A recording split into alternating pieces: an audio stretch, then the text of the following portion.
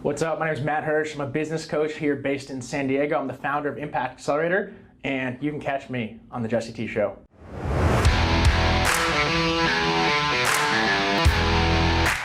Matty Hersh. So Jesse, Welcome to the thank Jesse T Show, me. brother. Yeah, man. It was. Gotta do the San Diego pound. Yeah, we could do that. A little show the love for the SD. Yeah. Is there a hand thing after that? No, that's just me. Oh, okay. I just do. So the shake, Yeah. the shake, the pound. Pound. Oh, it'll go with the. That's it. The grateful for being here. I love it. Thank you for having me. Yeah, my pleasure, brother. This week has been powerful, man. We've been hanging out all week. You've been teaching me a lot about how to bring my dream to life in terms of how to help people and help them on a journey of healing and growth and finding their passion to live a life on fire. So before we get to that point of the conversation, who are you and what do you do?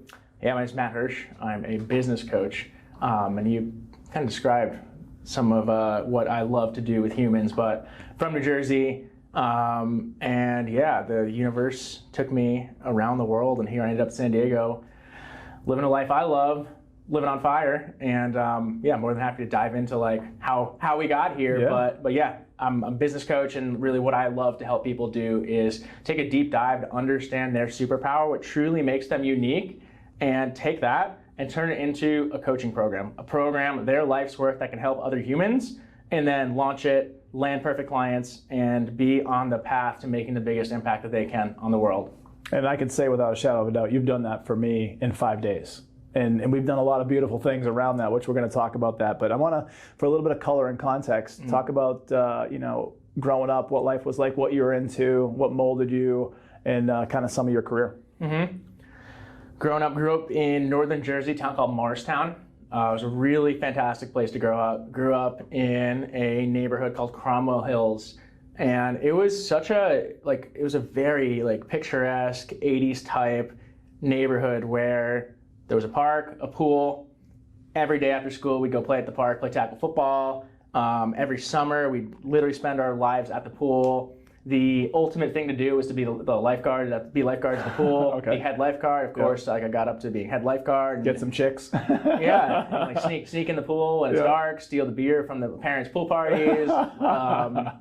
Yeah, it was just a beautiful, amazing way to grow up. Did you become a lifeguard? Yeah, Yeah. lifeguard, head lifeguard, and that was that's where everyone. top. That's where and it was just so fun. Like, we would organize it. We're like me, my friend, one of my best friends, Cole, was a co-head lifeguard, and like the people underneath us were like our homies. It was just this empire of lifeguards, and we would go party at Cole's house, and it was just a really, really fun environment to grow up in. Morristown High School was public school, very diverse culture, as in African American population, large Latin American population, large Asian population, good sized white population. So I really did feel like, while I grew up in a solid middle class, upper middle class place, I had friends who were of all different races, and got to see and experience culture, and it gave me a worldly respect and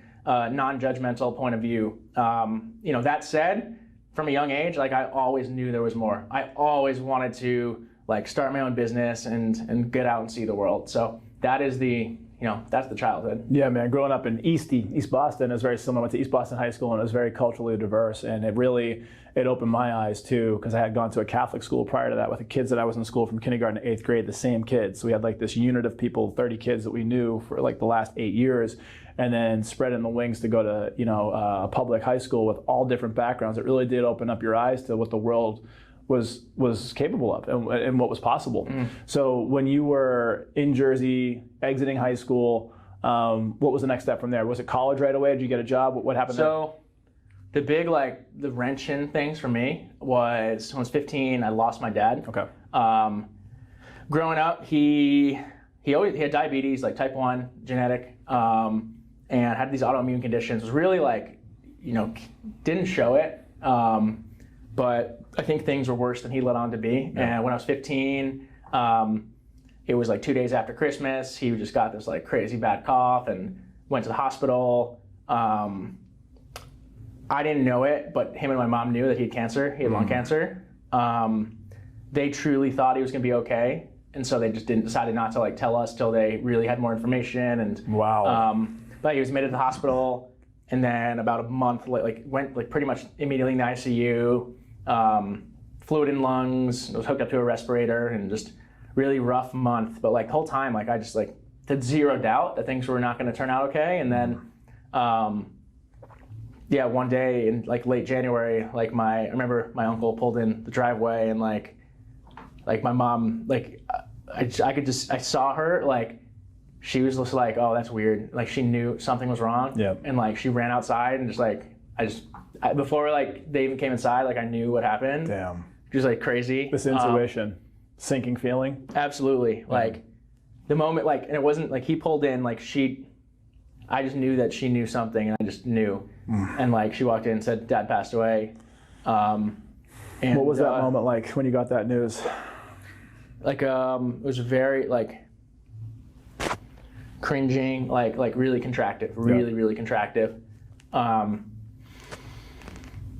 It was like I had the world laid out in front of me, was what it felt like, and then in one moment, like not sure how life was going to turn out. Yeah. Like absolute certainty of going to be a great future. I always had these visions of like owning a company and being successful, but I always thought like, oh, I'd have my dad to show me the way. Yes. And then in one moment, that was gone, and it went from certainty to uncertainty.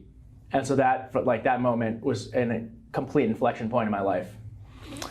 Wow. So, in up until this point, your relationship with your dad, was he someone, was like a mentor, a guy? Yeah, like best dad you could ask for. Coaching all the sports teams and always being there. Like his quote was like, "I love you more than life itself. If you're happy, I'm happy." And it's just like those were two things that just stuck with me forever. That's a powerful experience. You're lucky to have had him for 15 years. Super lucky. You know, I think about being a dad, and we've talked about this a few times, like how much they mean to me and how much I want to be involved in their lives and add value to their lives. And you know, it's something that's on my mind where, you know, different seasons of life, you realize your mortality. And you know my story, I've lost some significant people in my life, and it really brings you to the idea that we're mortal and we are going to pass away. So you really have to show the fuck up, like in every interaction, and hope that you've left it all out there for them and not hold anything back. So for you and going through this unbelievably hard change of dynamic in life, and you know, even other things that bled into from sports and different things where he was going to be the guy that showed you different things, where'd the trajectory go from there as you're kind of like dealing with this new norm? Yeah, it was kind of like, I'd say twofold. The best way I can describe it is, number one is let's get back to normal life as quickly as possible. Okay. But then number two is, okay, it's up to you to now learn how to be a man, explore the world, and it's up to you on your own. So like what that led me to do was 3 days later I was back in school. 5 days later I was like hanging out with my friends at the ice skating rink, like truly. So talk about compartmentalization and packing down, like and not processing. Yes, that's what I did.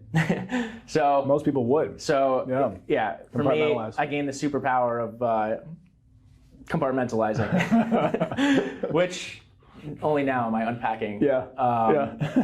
However, yeah, I got like it was go back to being a normal kid, but also it was this insane. And I didn't know this was what it's from, but I gained this insane like. I was always a high achiever, but this was it to the next level. Like, I needed to prove myself.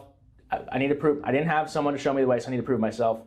And I didn't realize it, but I needed to prove myself to my dad. Yeah. And so this led me to just truly pursue the best schools possible, go to like the best engineering school, become a bioengineer, then go to the best grad school possible, and then get the best job possible. And it was always like, it was just do the best in sports I possibly could. Yeah.